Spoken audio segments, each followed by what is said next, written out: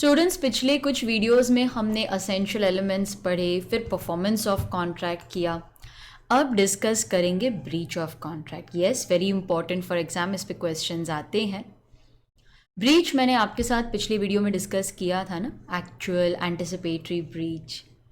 अब देख लेते हैं कि अगर ब्रीच हुआ है, पार्टी ने प्रॉमिस किया लेकिन अपना प्रॉमिस फुलफिल नहीं किया, तो क्या एक्शन लिया जा सकता है। सबसे पहले तो we can claim damages. Party ने प्रॉमिस किया कि वो गुड्स सप्लाई करेगा, नहीं दिए। पार्टी ने प्रॉमिस किया कि वो हमें पेमेंट करेगा, टाइम पे नहीं की। तो एग्रीव्ड पार्टी, जो दुखी पार्टी है, वो क्या एक्शन ले सकती है। अब अगर सपोज ब्रीच हुआ है, ठीक है, let's say for example x ने वाई को प्रॉमिस किया था, मैं तुम्हें गुड्स सप्लाई करूंगा ऑन 15th ऑफ अप्रैल, फिर मना कर देता है। X has committed breach of contract. Yes, X has committed breach of contract. तो aggrieved party कौन है यहाँ पर? Y. aggrieved party Y के पास बहुत सारे ऑप्शंस हैं। एक ऑप्शन है टू क्लेम डैमेजेस। सबसे पहला टाइप ऑफ डैमेज है ऑर्डिनरी या यूजुअल डैमेज। मतलब ब्रीच हुआ, ये तो डैमेज होगा ही ना, ये ऑर्डिनरी डैमेज है, ये तो हर ब्रीच में होता ही है। ब्रीच हुआ तो ये डैमेज तो होना ही है। अगर सेलर ब्रीच करता है, मतलब सेलर ने अपना प्रॉमिस फुलफिल नहीं किया, तो डैमेज कौन क्लेम करेगा? बायर। बायर क्या बोलेगा? अरे सेलर, अगर तू मुझे कॉन्ट्रैक्ट प्राइस में देता ना, तो मुझे 100 रुपये में गुड्स मिलते, तूने नहीं दिए तो मुझे मार्केट जाना पड़ा और मार्केट में प्राइस हो गया 120। मैं थोड़ा जूम कर देती हूँ। तुमने मुझे प्रॉमिस किया था 100 रुपये में दोगे, नहीं दिए ना, मार्केट में 120 हो गया। मुझे तो 20 रुपीज़ का डैमेज हुआ कि नहीं, मुझे तो ज़्यादा देने पड़े ना पैसे। तो बायर 20 रुपीज़ क्लेम कर सकता है। मैंने बाय हार्ट नहीं किया, मैंने बाय हार्ट नहीं किया, फॉर्मूला लॉजिकली समझ लिया। ब्रीच बाय बायर, बायर पैसे देने से मना कर देता है। बायर पैसे क्या, वो गुड्स खरीदने से मना कर देता है, ठीक है। बायर गुड्स खरीदने से मना कर देता है। Who can claim damages? Seller. Seller क्या बोलेगा? अरे बायर, अगर तू कॉन्ट्रैक्ट प्राइस में खरीदता तो मुझे 100 रुपये मिलते, लेकिन तूने गुड्स खरीदने से मना कर दिया ना, तो मुझे मार्केट जाना पड़ा। मार्केट में पता लगा कि प्राइस तो कम हो गया है टू 80 रुपीज़। चलो सेम नहीं लेकर 90 ले लेती हूँ। मुझे तो 10 रुपये का नुकसान हो गया ना। जो चीज़ मैं 100 में तुझे बेचने वाला था, वो मुझे मार्केट में सिर्फ 90 रुपये मिले उसके, तो मुझे तो नुकसान हो गया, मुझे डैमेजेस दे। तो अगर बायर गुड्स खरीदने से मना कर देता है, तो सेलर तो किधर ना किधर तो बेचेगा, 10 रुपये कम मिले उसको। तो मैंने बाय हार्ट नहीं किया, बट लॉजिकली हमें समझ गया ये। तो ये तो ऑर्डिनरी, तो हर केस में मिलेगा। लेकिन अगर लेकिन अगर लेट्स से फॉर एग्जांपल आपके कुछ स्पेशल सर्कमस्टांसेस थे, ठीक है, कुछ स्पेशल सर्कमस्टांसेस थे जो आपने सामने वाली पार्टी को बताए थे, क्यों मुझे ये गुड्स टाइम पे चाहिए, वरना मुझे क्या नुकसान हो जाएगा। अगर सपोज आपके कुछ स्पेशल सर्कमस्टांसेस थे, सामने वाली पार्टी ने ब्रीच कर दिया, तो आपको अलग से नुकसान हो गया, लॉस ऑफ प्रॉफिट हो गया। In that case you can claim special damages, ठीक है। In that case you can claim special damages. ये जो स्पेशल डैमेजेस होते हैं ना, दीज आर क्लेम्ड फॉर, आप लिखोगे लॉस ऑफ प्रॉफिट। ये किसके लिए क्लेम करते हैं हम? Loss of profit.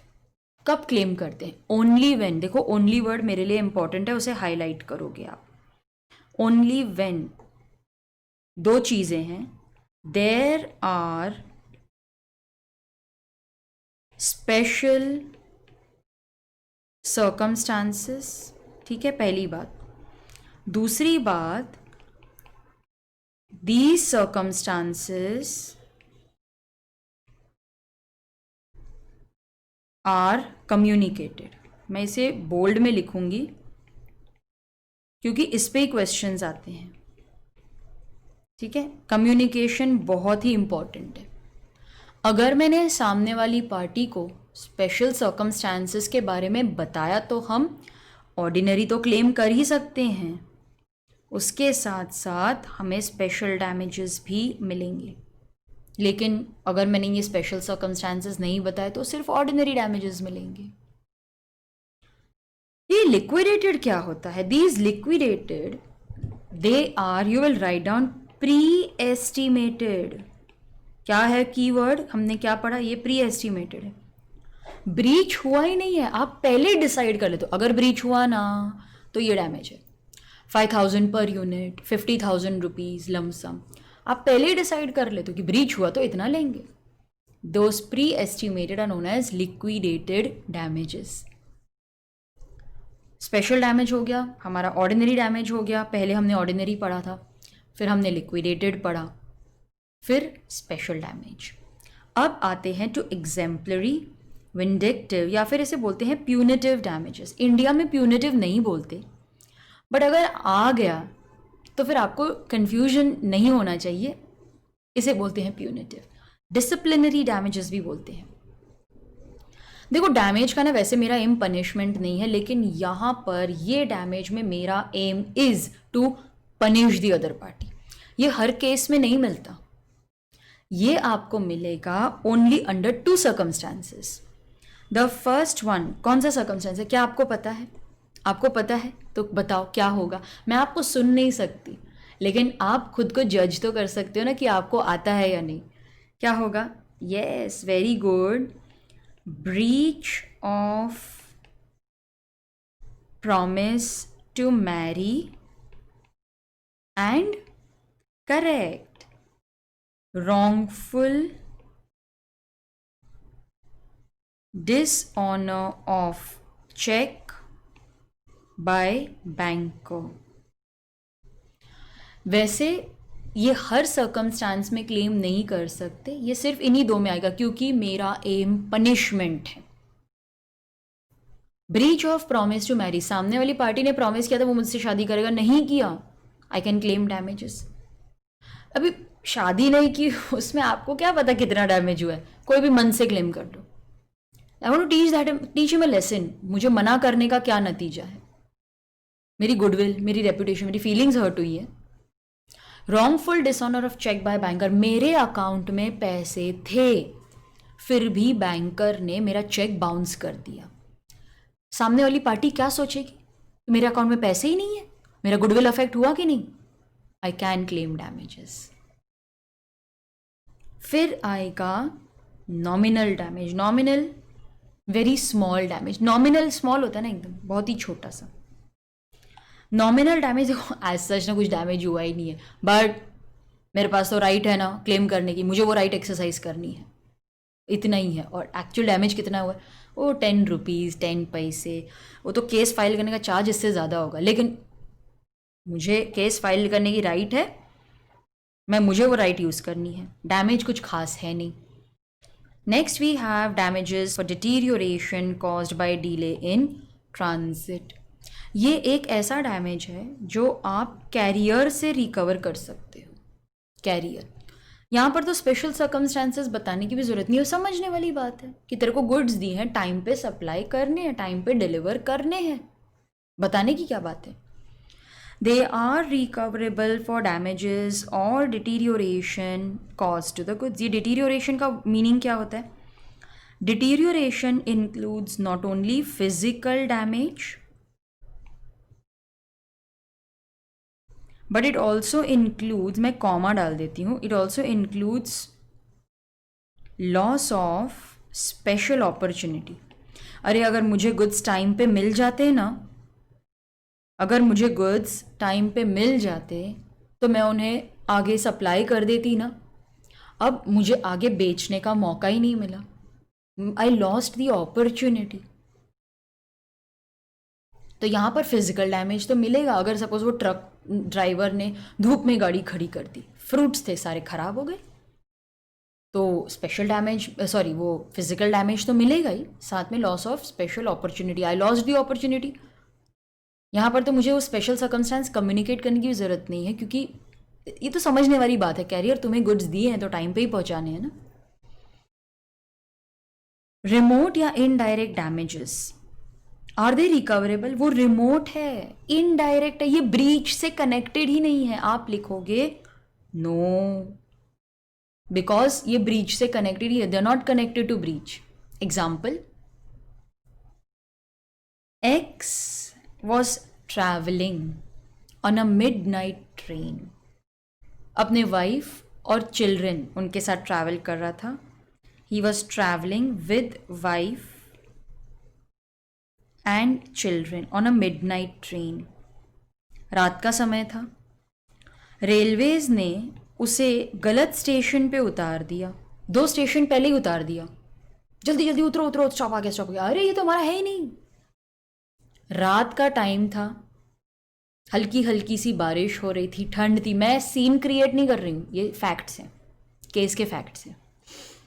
हल्की हल्की सी बारिश हो रही थी, उन्हें बहुत चलना पड़ा, रात का समय था, कोई और व्हीकल भी नहीं मिला। इसकी वजह से वाइफ को कोल्ड हो गई। तो एक्स ने रेलवेज के अगेंस्ट तो केस किया कि भाई हमने तो 1000 रुपये की टिकट खरीदी थी, तुमने जहां पर उतार दिया वहां के टिकट का प्राइस तो सिर्फ 800 रुपये था, 200 रुपये तो मैंने ज़्यादा पे किए ना, मुझे 2 पैसे दो। चलो ये तो क्लेम कर ही सकते हो। उसने किया, प्लस बोलते वो जरा मेरी वाइफ चल रही थी ना, कोल्ड हो गया, वो डॉक्टर का बिल भी लिया, जरा देख लेना। डॉक्टर का बिल, सब चल रहे थे ना, सबको कोल्ड होनी चाहिए थी, सब एक ही मौसम में चल रहे थे, एक ही साथ चल रहे थे, वाइफ को ही क्यों हुआ? अगर ये ब्रीच की वजह से होता सबको होना चाहिए था, सिर्फ वाइफ को हुआ ना, मतलब ये ब्रीच की वजह से नहीं है, नहीं मिलेगा। वो डॉक्टर का बिल नहीं मिलेगा तुम्हें, वो रिमोट डैमेज है, इनडायरेक्ट है, वो नहीं मिलेगी।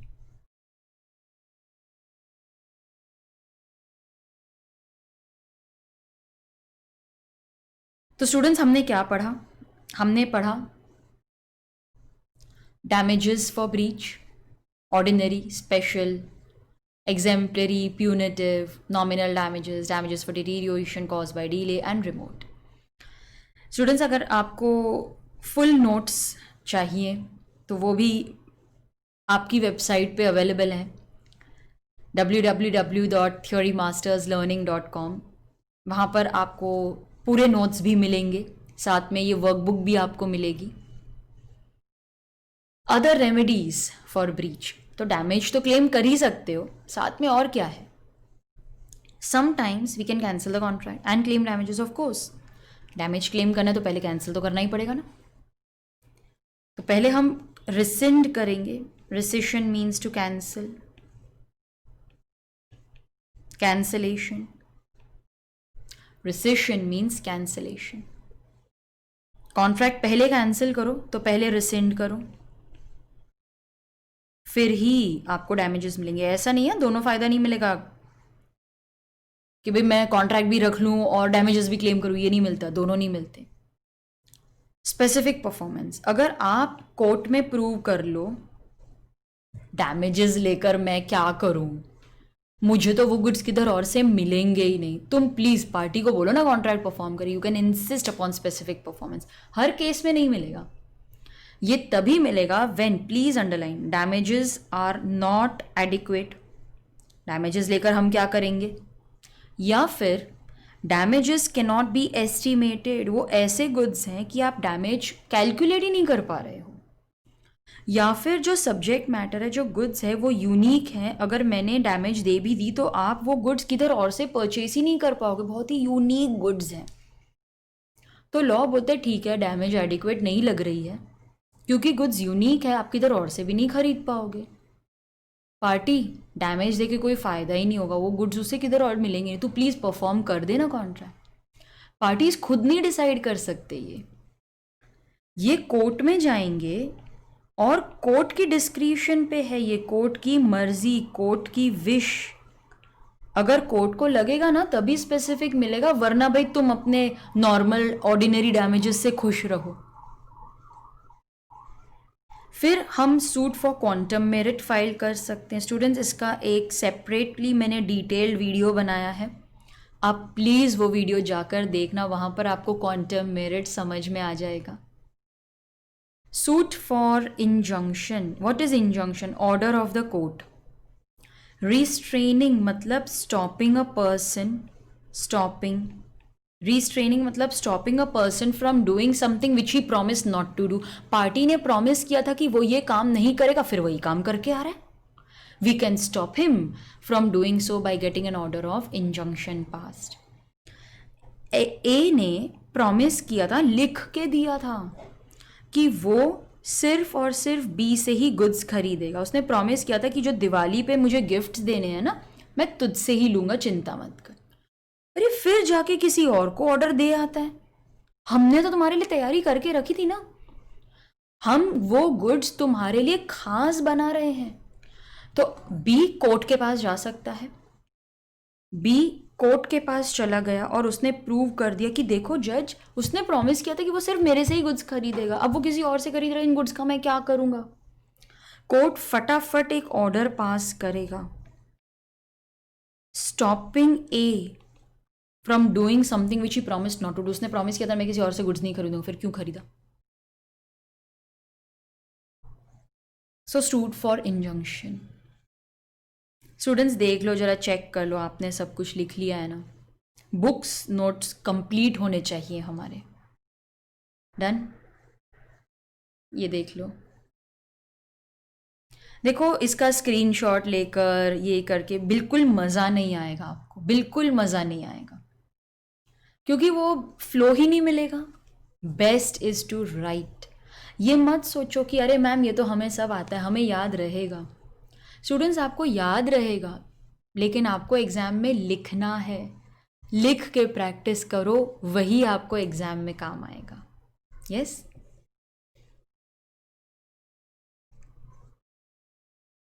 Next we have contingent and quasi contract. Students breach का हमारा यूनिट हो गया है. अब पढ़ लेते हैं contingent and quasi contract. Contingent is defined under section 31. Contingent मतलब देखो, कॉन्ट्रैक्ट परफॉर्म करना है या नहीं करना है, that depends upon a collateral event, additional event which may or may not happen. अरे मैम ये तो एकदम वेजरिंग जैसा है ना. नहीं, वेजरिंग से अलग है. देखो वेजर मतलब बेटिंग, शर्त लग रही है, वहां पर हम शर्त लगा रहे हैं, ये वॉइड है. लेकिन कंटिंजेंट में हम शर्त नहीं लगा रहे, हम सिर्फ अपनी परफॉर्मेंस किसी इवेंट पर बेस कर रहे हैं कि ये इवेंट हुआ तो परफॉर्म करेंगे, नहीं हुआ तो नहीं करेंगे. कंटिंजेंट वैलिड है. ठीक है. वेजर बेटिंग होती है, शर्त होती है, वो वॉइड है. ये वैलिड है कि मुझे परफॉर्म करना है या नहीं करना है, डिपेंड्स अपॉन अनसर्टन इवेंट. जैसे एग्जाम्पल से समझ में आएगा. एक्स ने एक इंश्योरेंस पॉलिसी ले ली कंपनी से, प्रीमियम पे कर दिया, पॉलिसी मिल गई. 1 लाख की पॉलिसी है. 1 लाख कब मिलेंगे? मैं एग्जाम्पल थोड़ी अलग तरीके से लिखती हूँ ताकि आपको लिखने में ईजी हो, समझ में आए बाद में. एक्स ने पहले प्रीमियम पे किया, ऐसे लिख देते हैं, ठीक है, वो ज़्यादा बेटर रहेगा. और कंपनी ने उसे एक इंश्योरेंस पॉलिसी दे दी. कितने की पॉलिसी है? 1 लाख की. पैसा कब मिलेगा? If fire occurs. मतलब फायर इंश्योरेंस पॉलिसी ली है, फायर हुई ना तो 1 लाख मिलेंगे. अब यहां पर फायर में अकर, फायर में नॉट अकर. ये जो इवेंट है ये तो एकदम अनसर्टन है ना, और हमारे हाथ में भी नहीं है. अनसर्टन है, ये तो हमारे हाथ में ही नहीं है. इफ फायर अकर्स, अगर फायर हुई तो 1 लाख मिलेगा, नहीं हुई तो नहीं मिलेगा. तो अभी पैसा मिलेगा या नहीं मिलेगा डिपेंड्स अपॉन अनसर्टेन इवेंट. दूसरी बात, ये जो इवेंट है ये इंडिपेंडेंट है. ये जो इवेंट है ना, ये यहां पर लिखती हूं, इंडिपेंडेंट है. ये कॉन्ट्रैक्ट का हिस्सा नहीं है. आपने नोटिस किया कॉन्ट्रैक्ट अलग है, ये अलग है, तभी वो कंटिंजेंट होगा, वरना नहीं। ये इंडिपेंडेंट है, आप इसे कोलैटरल भी बोल सकते हो, एडिशनल। ये मेन कॉन्ट्रैक्ट का पार्ट नहीं है, ये अलग है। इन कॉन्ट्रैक्ट्स को हम बोलते हैं कंटिंजेंट कॉन्ट्रैक्ट्स। अच्छा, कंटिंजेंट कॉन्ट्रैक्ट्स में उनके रूल्स क्या हैं, ठीक है, असेंशियल्स क्या हैं? The performance must be conditional, performance conditional होना चाहिए based on event. Okay, conditional का मतलब क्या होता है? इट शुड डिपेंड, आप क्या लिखोगे एग्जाम में, कीवर्ड्स क्या हैं? डिपेंड अपॉन हैपनिंग, ये लिखोगे, ठीक है। इट डिपेंड्स अपॉन हैपनिंग और नॉन हैपनिंग ऑफ इवेंट। तो इट डिपेंड्स अपॉन हैपनिंग और non happening of the event. Event uncertain होना चाहिए। कीवर्ड क्या है हमारा? कीवर्ड क्या है स्टूडेंट्स? अनसर्टन। तो पहले केस में कीवर्ड क्या है? कंडीशनल होना चाहिए। सेकंड में कीवर्ड क्या है? अनसर्टन होना चाहिए, ठीक है। परफॉर्मेंस कंडीशनल, वो भी अंडरलाइन कर लो, परफॉर्मेंस कंडीशनल होनी चाहिए, मैं इंक वही सेम यूज करती हूँ। और जो इवेंट है वो अनसर्टन होना चाहिए, ठीक है। परफॉर्मेंस कंडीशनल होनी चाहिए, इवेंट अनसर्टन होना चाहिए। इवेंट अनसर्टन होना चाहिए मतलब मे or may not happen. Event हो भी सकता है, नहीं भी हो सकता है। अगर मैं बहुत ही सर्टन हूं, मैं बहुत ही सर्टन हूं, अरे इवेंट तो होने ही वाला है, तो फिर ये कंटिंजेंट कॉन्ट्रैक्ट नहीं है। आप समझ रहे हो मैं कैसे लिख रही हूं? यस और नो? अनसर्टन मतलब मे और मे नॉट हैपन। अगर हम सर्टन है ये होने ही वाला है तो वो कंटिंजेंट है ही नहीं। The uncertain event must be collateral, तो इंक वही रखती हूं, इवेंट कोलैटरल होना चाहिए। तो हमने देखा कैसे अंडरलाइन किया, परफॉर्मेंस कंडीशनल होनी चाहिए, इवेंट अनसर्टन होना चाहिए, इवेंट कोलैटरल होना चाहिए। कोलैटरल का मतलब क्या है? कोलैटरल मीन्स एडिशनल होना चाहिए, सेपरेट होना चाहिए, इंडिपेंडेंट होना चाहिए, अलग होना चाहिए कॉन्ट्रैक्ट से। It should not form part of contract. Contingent must not be the मियर will of the promisor, मेरी मर्जी, विल मतलब विश, मेरी मर्जी। एक्स ने वाई से कहा कि मैं तुम्हें गुड्स दूंगा, मेरी मर्जी, नहीं दिया तो तुम कुछ कर नहीं सकते, मेरी मर्जी मुझे देना है। अरे ये तो कॉन्ट्रैक्ट ही नहीं है, तो फिर कंटिंजेंट भी नहीं होगा। This is not even a contract.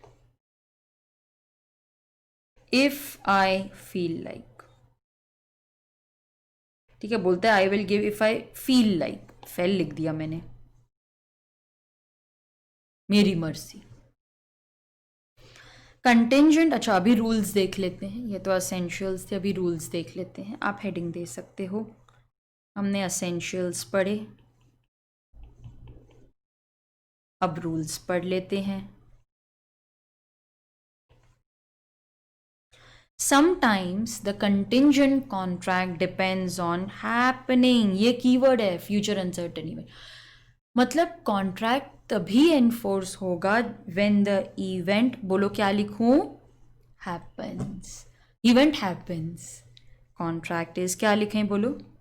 Valid. Contract तभी एनफोर्स होगा जब इवेंट हैपन्स, यहां पर event has happened, contract valid है। इवेंट डज नॉट हैपन या तो वो इम्पॉसिबल है, then the contract is void. Event happening है, हैपन मतलब इट शुड हैपन, तभी कॉन्ट्रैक्ट एनफोर्स होगा। Contingent contract dependent on non happening, मतलब event should not happen, event नहीं होगा तभी कॉन्ट्रैक्ट वैलिड होगा। करेक्ट करेक्ट करेक्ट, आप समझ रहे हो अभी मैं क्या बोल रही हूँ। Event does not happen, happening becomes impossible. अरे इवेंट नहीं होना चाहिए तभी कॉन्ट्रैक्ट वैलिड होगा। अरे इवेंट हो गया तो फिर कॉन्ट्रैक्ट वॉइड हो जाएगा। Contingent contract dependent on future conduct of living person, मतलब मुझे कॉन्ट्रैक्ट परफॉर्म करना चाहिए या नहीं करना चाहिए, depends upon how people will act in the future. If the person acts accordingly, जैसा मैंने कहा था वैसे ही करता है, तो कॉन्ट्रैक्ट वैलिड है। नहीं, वो अलग ही तरीके से करता है तो फिर कॉन्ट्रैक्ट वॉइड हो जाएगा। Are you getting me? देखा हमने कैसे किया, यही तो लिखना है आपको एग्जाम में, यही तो लिखना है स्टूडेंट्स एग्जाम में। कभी कभार हम कितने कंफ्यूज हो जाते हैं ना, मैम क्या लिखें, हमें वही नहीं समझ में आ रहा है। यही तो लिखना है स्टूडेंट्स, यही तो मैं वो आपको बता रही हूँ। If the event happens contract valid है, नहीं तो वॉइड है। तो हर जगह पे मैंने वैसे ही लिया है, देख लो चेक कर लो, आपने सब कुछ लिख लिया ना बराबर से। Done, okay.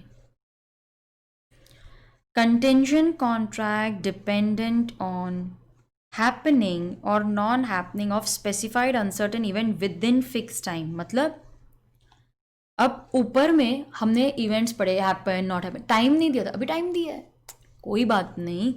Event must happen और not happen with in fix time, ठीक है। इवेंट मस्ट हैपन और नॉट हैपन विद, बाकी सब कुछ सेम है, सिर्फ टाइम यहाँ पर दिया है।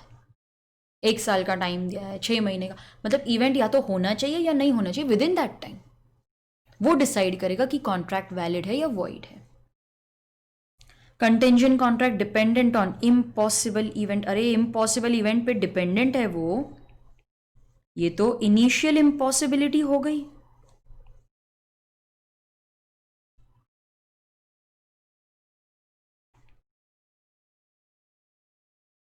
कॉन्ट्रैक्ट इज वॉइड एब इनिशियो। इसका एग्जाम्पल ले लें। ए बोलता है बी को, ए टेल्स बी, क्या हो रहा है, A tells B I will pay you 500 rupees if 2 parallel straight lines meet. 2 parallel straight lines अगर मिलेंगे ना तब मैं तुझे 500 रुपये दूंगा। अब क्या ये इवेंट कभी भी होगा? कभी नहीं होगा, ये तो वॉइड एब इनिशियो है। तो स्टूडेंट्स इसी के साथ हमारा कंटिंजेंट कॉन्ट्रैक्ट भी खत्म हो गया। देख लो, चेक कर लो, सब कुछ लिख लिया है ना आपने? डन, ओके, चलो ठीक है।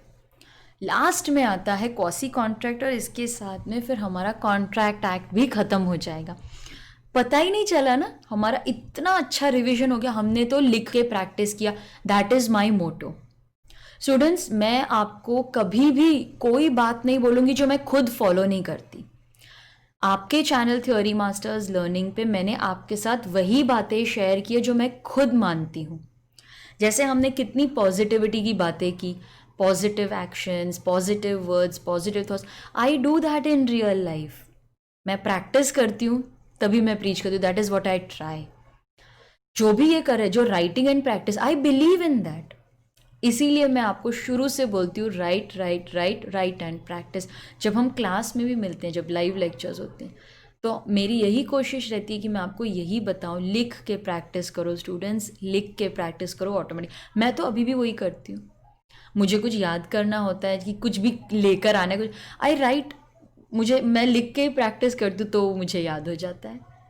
तो जो भी इम्पोर्टेंट चीज़ें जो आपको याद रखनी है, लिख के प्रैक्टिस करो।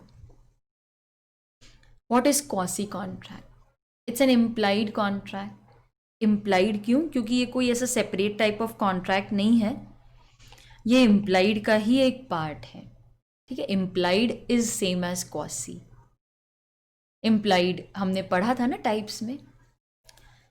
अब क्वासी कॉन्ट्रैक्ट क्या बोलता है? These are just like contracts. Like मतलब ये एक्चुअल में कॉन्ट्रैक्ट नहीं है, this is just like a contract. जैसे let's say for example A by mistake left goods, okay, A by mistake left goods at the house of B. B ने use कर लिए goods, भाई free में goods आए हैं, कौन छोड़ेगा। अब लॉ बोलते हैं भाई तुमने यूज़ किए है ना, पे करो। चलो, how can we allow B to enjoy at the expense of A. तुमने यूज़ किए है ना गुड्स, पेमेंट करो। चलो, अब यहाँ पर कोई ऑफर नहीं था, कोई एक्सेप्टेंस नहीं था, फिर भी लॉ बोलता है तुमने यूज़ किया, पेमेंट करो। कोई ऑफर नहीं है, कोई एक्सेप्टेंस नहीं है। This is to prevent unjust enrichment of one person at the expense of other. Enrichment मतलब हम एक का फायदा दूसरे का नुकसान नहीं करवा सकते। सिर्फ एक ही को यहाँ पर फायदा हो रहा है ना, देखो सिर्फ बी को फायदा हो रहा है, बिना पैसे दिए वो गुड्स यूज कर रहा है, नहीं चलेगा, पेमेंट करो। टाइप्स क्या है? Supply of necessaries to incompetent person. Incompetent कौन होंगे बताओ? किसे दिए हमने नेसेसरीज? माइनर या फिर अनसाउंड या फिर उनके डिपेंडेंट्स को। माइनर को दी, अनसाउंड को दी, या उसके डिपेंडेंट्स को। किसी को भी नेसेसरीज दी हैं तो रिकवरी कहाँ से कर सकते हैं बताओ? उनके प्रॉपर्टी में से।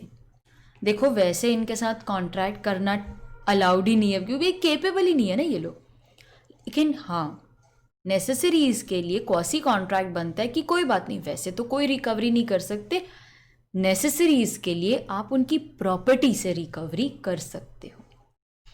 Right to recover money paid for another person, ठीक है।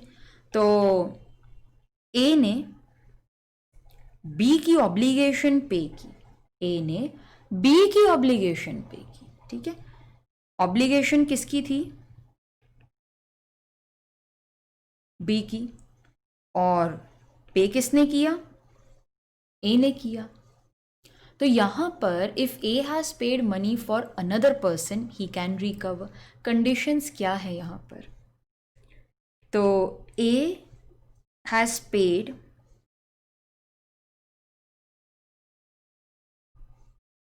obligation of B. This is not A's obligation, it is B's obligation, ठीक है।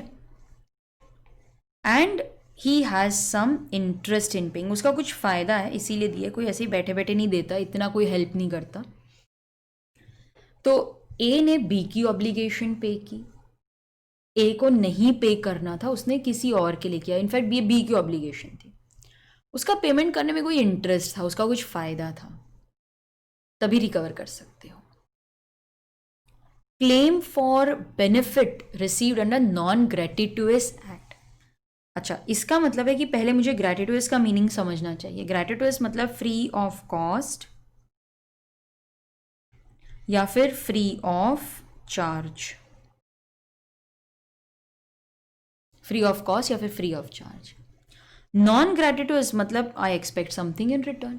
जैसे यही एग्जाम्पल देख लो, A by mistake left goods at the house of B. B ने goods use कर लिए, अबे भाई यूज किए तो पेमेंट तो करनी पड़ेगी ना, उसने ग्रेटिटुअसली फ्री ऑफ कॉस्ट थोड़ी ना दिए थे। तो तुमने अगर यूज किए हैं तो भाई तुम्हें पेमेंट तो करनी पड़ेगी। स्टूडेंट्स यहाँ पर सेक्शन नंबर काफ़ी इम्पॉर्टेंट है, 68, 69, 70, 71, 72, ये सब आपको याद करना है। रिस्पॉन्सिबिलिटी ऑफ फाइंडर, मुझे किसी के गुड्स मिल गए डजंट मीन मैं ओनर बन गई, मुझे वो गुड्स संभाल के रखने हैं। I will try to find the true owner and return it to him. अब मैंने फाइंड किए ना, मैंने उनको सेफ रखने के लिए खर्चा किया है, तो लॉ बोलता है एज अ फाइंडर आपको हम राइट्स देंगे। राइट्स में सबसे पहला है right to retain, right of lien. Lien means to retain. देखो आपने गुड्स को संभालने के लिए, ट्रू ओनर को फाइंड करने के लिए खर्चा किया ना, तो जब तक आपको अपने पैसे नहीं मिल जाते आप गुड्स अपने पास ही रखना। Then you have right to reward. अरे वो जो ट्रू ओनर है ना, उसने रिवॉर्ड डिक्लेयर किया था, तो आपको वो रिवॉर्ड भी मिलेगा। नहीं मिलता है, गुड्स रख लो अपने पास। Then right to sell. अरे हमने बहुत कोशिश की, ओनर मिला ही नहीं, तो बेच दो। ओनर मिला, लॉफुल चार्जेस ही नहीं दे रहा, बेच दो। गुड्स पेरिशेबल है ना, बेच दो। तो ऐसे सर्टन सर्कमस्टांसेस हैं, हर केस में नहीं बेच सकता। राइट टू सेल मैं यहां पर लिख देती हूं, अंडर सर्टन सर्कमस्टांसेस। ठीक है, कुछ सर्कमस्टांसेस है उन्हीं के अंडर वो बेच सकता है, वरना नहीं। फिर आएगा, ये तो फाइंडर के बारे में हो गया। पेमेंट ऑफ मनी और delivery of goods either by mistake और अंडर कोअर्शन। मैंने आपको या तो पैसे दे दिए या फिर कुछ गुड्स दे दी, पर गलती से दे दिए, या फिर आपने मुझे फोर्स किया था। ए ने और बी ने मिलके, ठीक है, दे बोथ हैव टू पे 100 रुपीज टू सी। ए ने जाके पैसे दे दिए, बी ने भी दे दिए। सी तो एंजॉय कर रहा है, अरे नहीं नहीं वो गलती से दे दिया, प्लीज वापस करो वापस करो। क्वासी कॉन्ट्रैक्ट है ये। ए ने बी को फोर्स किया कि तू पेमेंट कर। तो अगर आप कोअर्जन में पेमेंट कर रहे हो तो बाद में आप उससे रिकवरी कर सकते हो। ये एक तरीके का क्वासी कॉन्ट्रैक्ट है। तो स्टूडेंट्स ये था quasi contract. Section numbers important है, 68, 69, 70, 71, 72।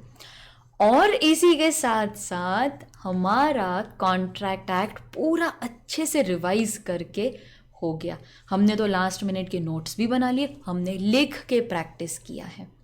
स्टूडेंट्स जब खुद की हैंडराइटिंग में लिखते हो ना, वो हमेशा लास्ट मिनट तक याद रहता है। इनफैक्ट ये तो ना आपके आंखों के सामने एकदम फिल्म के जैसे, एकदम फोटोग्राफ के जैसे चलने वाला है। आप मुझे एग्जाम में बहुत याद करने वाले हो।